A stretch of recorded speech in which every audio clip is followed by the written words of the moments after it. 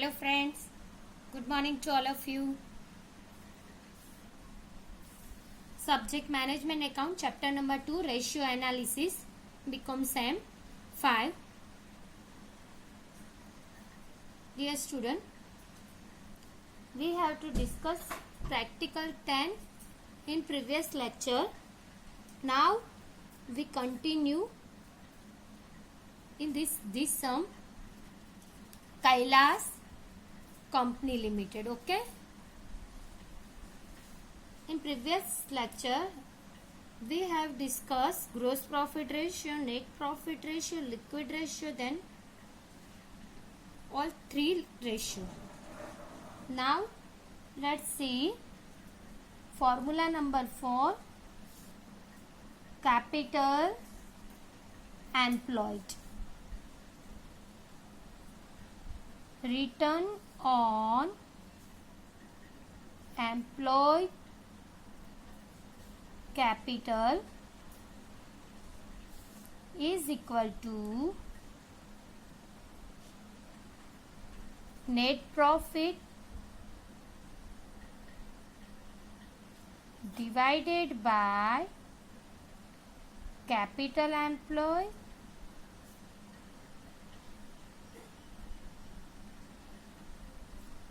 into 100. Okay, net profit, we have to take a net profit before tax and interest. आगे हमने net profit देखा था. आगे के जो लेक्चर है उसमें नेट प्रॉफिट हमने फाइंड आउट किया था बिफोर का 8000. ठीक है, इंटू 100 और capital employed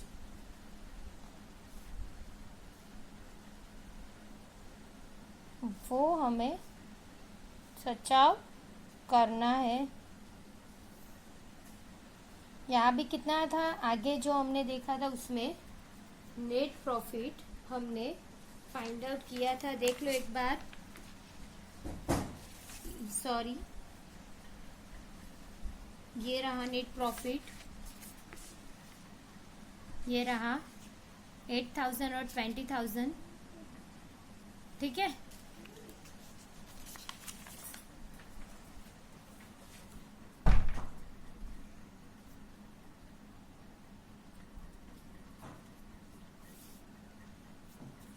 here capital employed 31/3/2011 31/3/2012. Okay, हमें ये कैपिटल एम्प्लॉय यहाँ पे लेना है.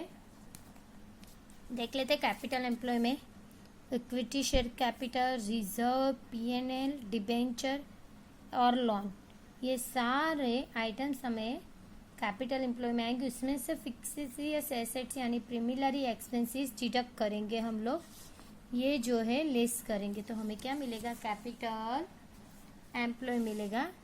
तो यहाँ पे लिखते हैं कैपिटल एम्प्लॉय में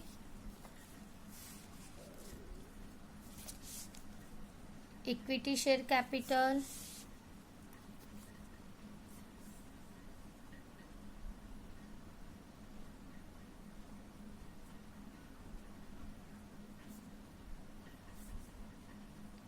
reserve, profit and loss, debenture,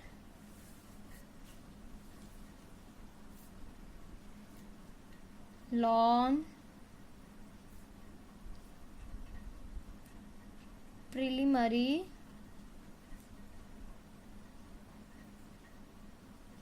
expenses 2 lakh,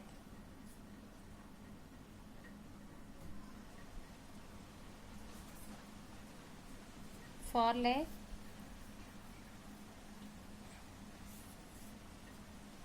50,000, ये सब बैलेंस शीट में लिएबिलिटी साइड दिया है, उसी में से मैं लिख रही हूँ 8,000, 40,000, 90,000,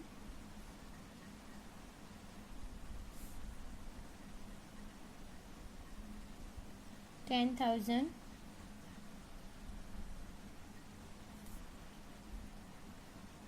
10,000, 3,000, 5,000.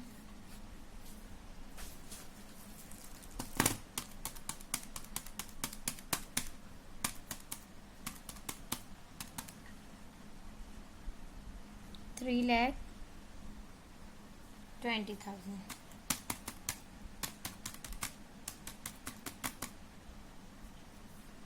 5 lakh,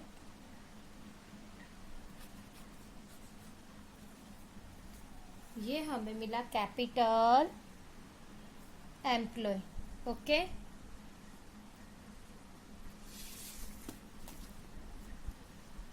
यहाँ पे लिख लेते हैं कैपिटल एम्प्लॉय है 3,20,000 और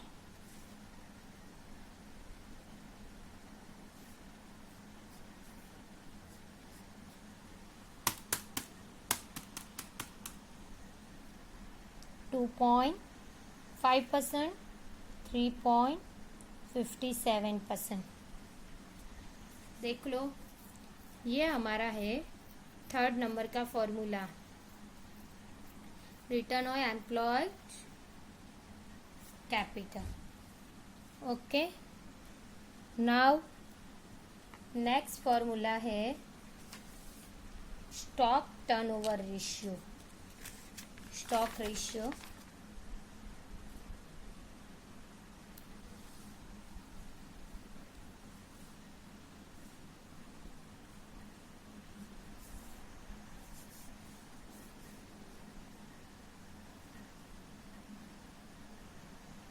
स्टॉक रेशियो का फॉर्मूला है कॉस्ट ऑफ गुड्स सोल्ड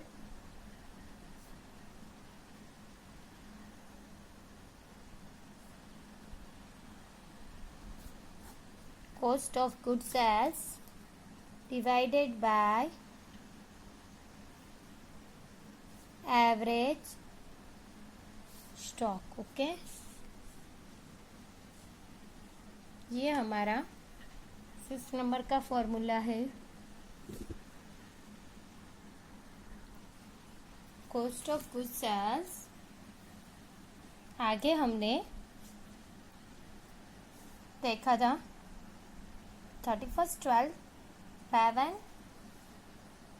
आगे हमने कॉस्ट ऑफ गुड्स को फाइंड आउट किया था, ठीक है ना. नाउ 31/12/2012 3,50,000. ये दोनों ही हमने जो कॉस्ट ऑफ सेल से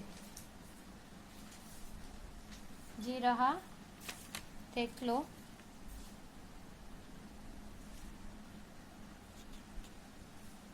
1,60,000 और 3,50,000. ये हमने आके देखा था. अभी average stock formula is average stock is equal to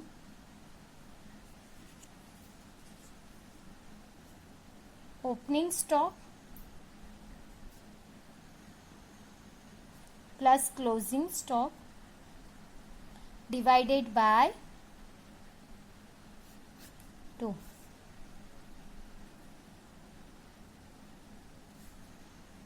यानी ओपनिंग स्टॉक हमें मार्केट वैल्यू भी दी है और बुक वैल्यू भी हमें कौन सी लेनी है, मार्केट वैल्यू लेनी है 70,000 प्लस क्लोजिंग स्टॉक है बैलेंस शीट में. एसेट साइड हमें स्टॉक दिया है 90,000 डिवाइडेड बाय 2, 1,60,000 डिवाइडेड बाय 2 એટલે 80,000.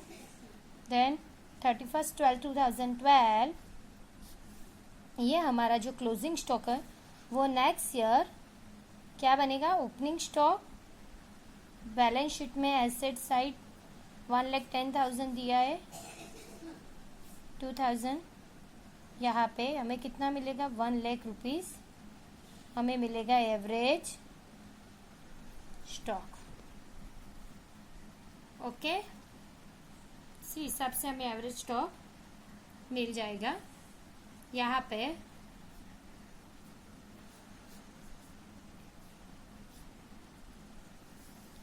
$80,000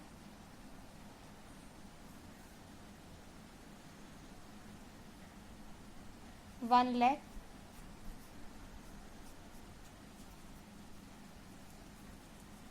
यानी 2 times,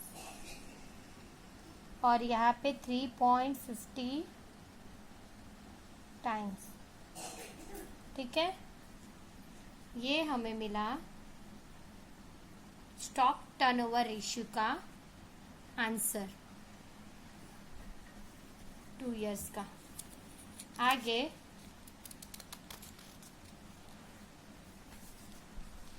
last formula,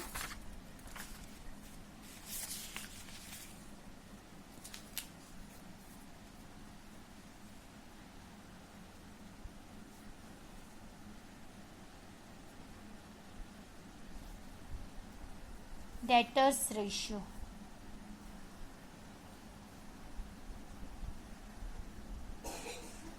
debtors ratio is equal to debtors plus bills receivable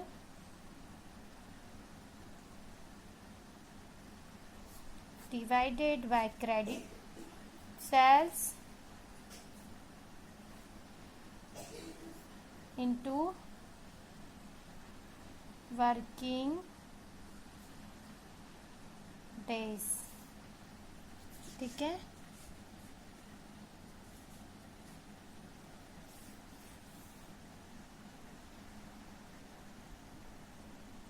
to 2011 debtors हमें कितना दिया है, 25,000 टेक्स्ट बुक में दिया है एसेट साइड।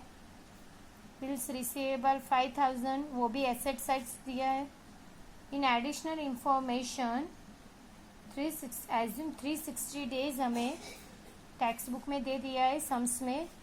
क्रेडिट सेल्स हमें क्या करना है, फाइंड आउट करना है। उसी तरह 31/12/2012 का 80,000, 7,500 इंटू 360।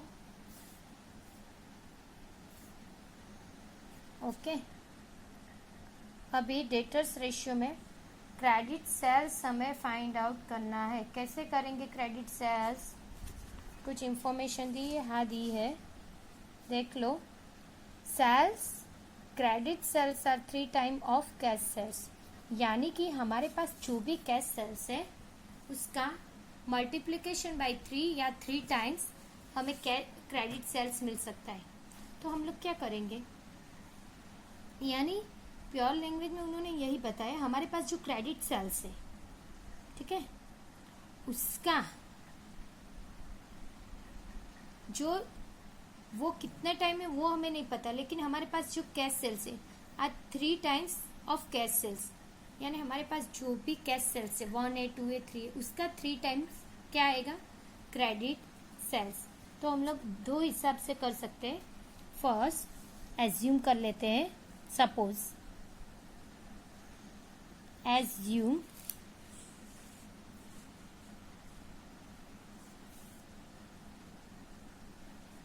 हमारे पास कैश सेल्स, हमने एज्यूम किया कैश सेल्स X, ठीक है, तो क्रेडिट सेल्स यानी हमने ये एज्यूम किया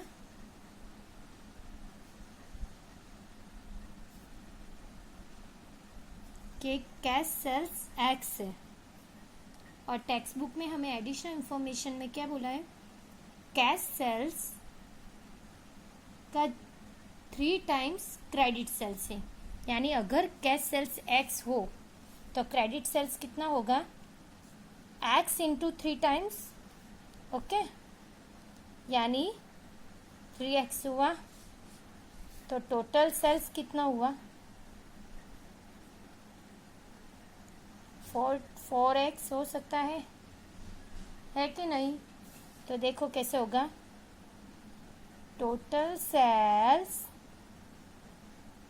is equal to cash sales plus credit sales, okay. यहाँ पे टोटल सेल्स हमें कितना दिया है, टोटल सेल्स 2,40,000। टेक्स्ट बुक में हमें एडिशनल इंफॉर्मेशन में फर्स्ट चीज 2,40,000 31/12/2011 का, ओके। 2 लाख दे दिया है हमें। कैश सेल से हमारे पास कितना है, x plus credit sales 3x, यानी 2,40,000 plus 4x is equal to के, इस साइड हम लोग लेंगे तो मल्टीप्लिकेशन का क्या होगा, डिवाइडेड हो जाएगा x, यानी कैश सेल्स, ओके। यानी 60,000 हमें मिला कैश सेल्स, यानी ब्रैकेट में x। हमें क्या फाइंड आउट करना है, credit sales. Credit sales is equal to 3x, यानी 3 इंटू 60,000, यानी 1,80,000, ओके। इसी तरह हम लोग फाइंड आउट कर सकते हैं। आगे देखते हैं, ये है 31/3/2011 का। इसी तरह से हम 31/3/12/2012 का कर लेते हैं। Total sales plus cash sales credit sales, okay. यहाँ पे 2012 का 4,20,000, 3x प्लस 4x, सॉरी ये x है, ये 3x क्रेडिट सेल्स है, 4,20,000 divided by 4 is equal to x, यानी कैश सेल्स हमें कितना मिला, 1,05,000, credit sales is equal to 3x,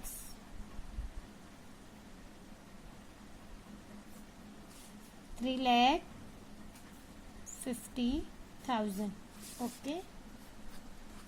देख लो, इसी तरह हमें अगर ये भी नहीं करना तो हम लोग इस हिसाब से भी कर सकते हैं। ये दूसरा तरह से, ये आपको इजी रहेगा। आपको जो भी मेथड पसंद आए वो आप अपने सम में अप्लाई कर सकते हैं। सपोज़ कि मैंने एज्यूम कर लिया, सपोज़ मैंने ये एज्यूम कर लिया अपना कैश सेल्स 1 है, क्रेडिट सेल्स 3 टाइम बोला था ना, तो 3, यानी टोटल सेल्स 4। तो मैं क्या कर सकती हूँ, अब इक्वेशन रख सकती हूँ। अगर 4 टोटल सेल्स है तो इसी हिसाब से मुझे टोटल सेल्स कितना है 2,40,000। तो 3 क्रेडिट सेल्स होगा तो मुझे कितना मिलेगा 3 इंटू 2,40,000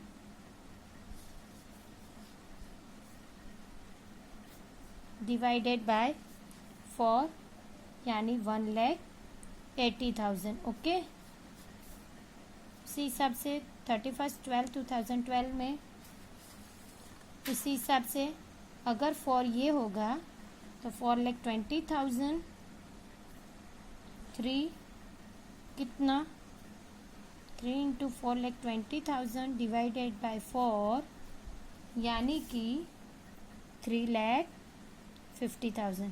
देख लो, आप जो भी मेथड अप्लाई कर सकते हो वो करना, दोनों मेथड राइट ही है। तो हम लोग इसमें लिख लेते हैं क्रेडिट सेल्स में 1,80,000 और 3,50,000 यानी हमें कितने डेज 60 डेज और 100 डेज। ठीक है, मैंने क्या किया देख लो, ये दोनों मैंने फाइंड आउट किया था, मैं रिपीट कर देती हूँ। उन्होंने एडिशनल इंफॉर्मेशन में क्रेडिट सेल फाइंड आउट करने के लिए क्लू दिया था। क्लू में ऐसा बोला था कि जो हमारा कैश सेल्स है उसका 3 टाइम्स क्रेडिट सेल्स होगा, ऐसे बोला था। तो मैंने एज्यूम किया कि अगर कैश सेल्स एक्स है, credit sales x into 3 times यानी 3x है, तो टोटल सेल्स 4x होगा। ठीक है, हमारे पास जो मैंने total sales is equal to cash sales plus credit sales, यानी हमारे पास टेक्स्ट बुक में 2,40,000 टोटल सेल्स है। कैश सेल्स से x plus 3x 4x is equal to के इस साइड डिवाइडेड में आ जाएगा तो 60,000 हमें मिलेगा कैश सेल्स। कैश सेल्स का 3 टाइम हमें मिलेगा क्रेडिट सेल्स यानी 3 टाइम 3 इंटू एक्स 1,80,000।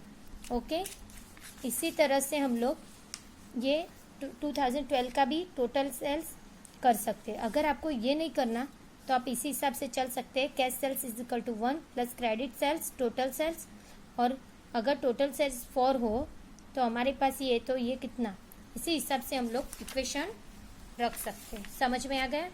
नाउ अब हम लोग नेक्स्ट लेक्चर में, ये लेक्चर यहाँ पे हमारा कंप्लीट होता है।